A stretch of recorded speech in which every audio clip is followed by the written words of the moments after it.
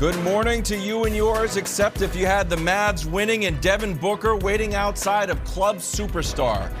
What does this mean for poor Nick Wright? Tonight, we're back to Boston. Who is under more pressure to win, Giannis or newly crowned superstar Jason Tatum? Meanwhile, in Miami, finally, what I've been clamoring for, let DJ Khaled check into the game. Spo, what are you doing? Happy Wednesday morning. I'm Kevin Wildes, in for Jenna Wolf. That's Nick Wright. That's Chris Broussard. Brew, who showed more energy last night, DJ Khaled or the Philadelphia 76ers? Oh, DJ Khaled by a mile. Maybe two. Correct answer. Bad, Philly. Oh, 2 miles. Unfortunately, that is the right answer. We start in Phoenix. Devin Booker, 28 points. Suns win game 5 by 30. Luka had 2 more assists than I did.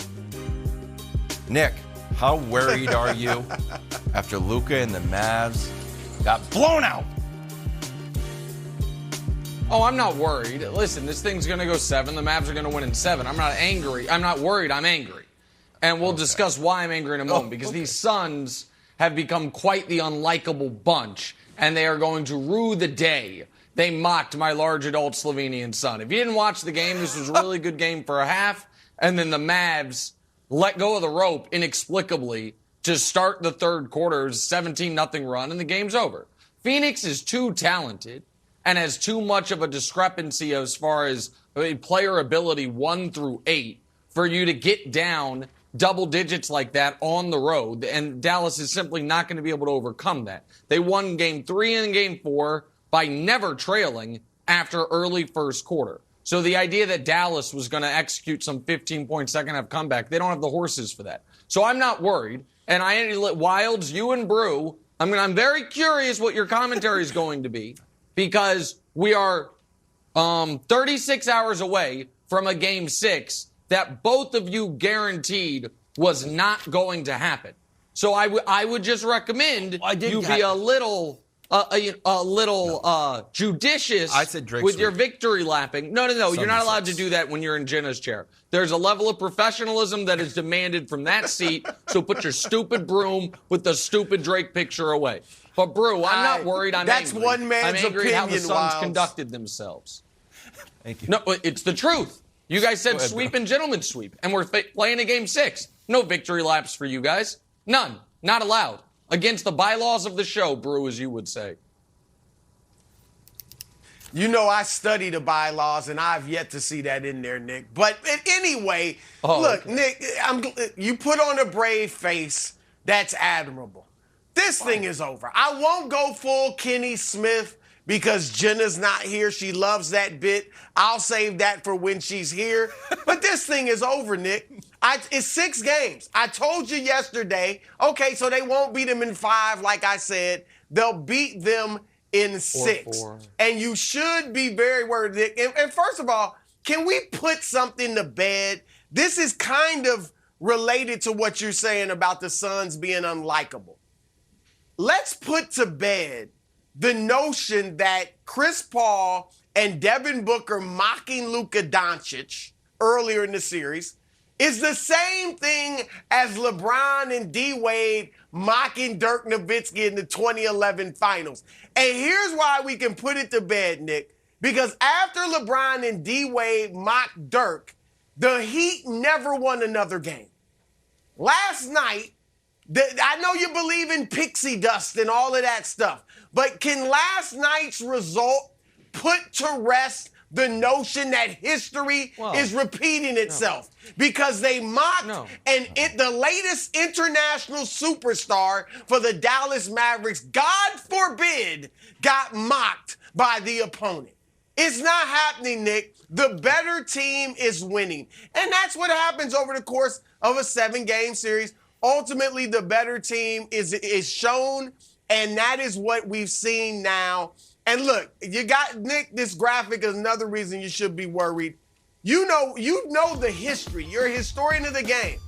When the team that wins game 5 in a series tied 2-2, 82% 92% of the time they go on, and Luka knows it. Look at Luka. He knows it. That is the very stat that was going through his mind with that look on his face. That's why he looks so distressed and distraught. And you should look the same way, Nick, they're up because I against said, this thing is over. A team starting Dorian Finney-Smith, Dwight Powell, and Reggie Bullock is not bucking that history. Speaking of those three, they combined for 8 points last night. So to your point, the better team is Phoenix, Wilds. The better player, the best player in the series, Nick, I'll give you is Luka, the best player. But the best team is Phoenix. And by the way, Wilds, I hope you go here, Wilds. My time is running short.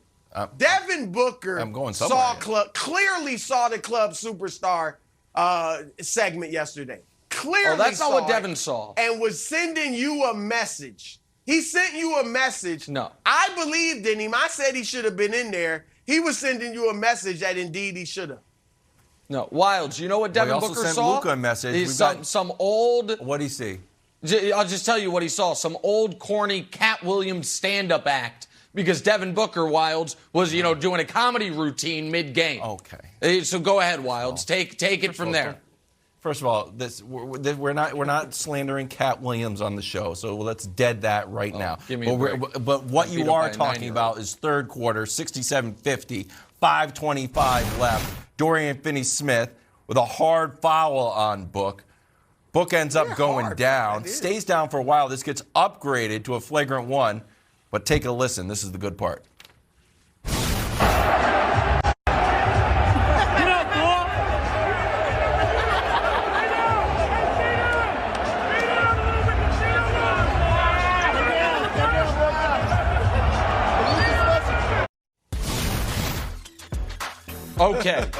Okay.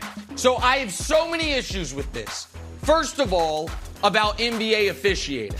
At Wilds and you and Bruce, annual or semi-annual meeting with Adam Silver, play them this tape with audio. Because do you hear the Suns fans saying, stay down, Book, stay down?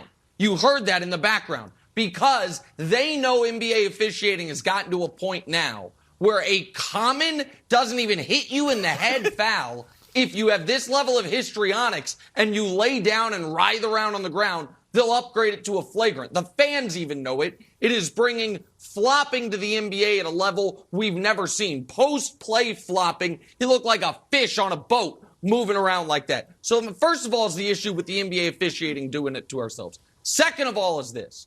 Brew, maybe you were right that the initial mocking of Luka Doncic was not to the level of LeBron and D-Wade against Dirk.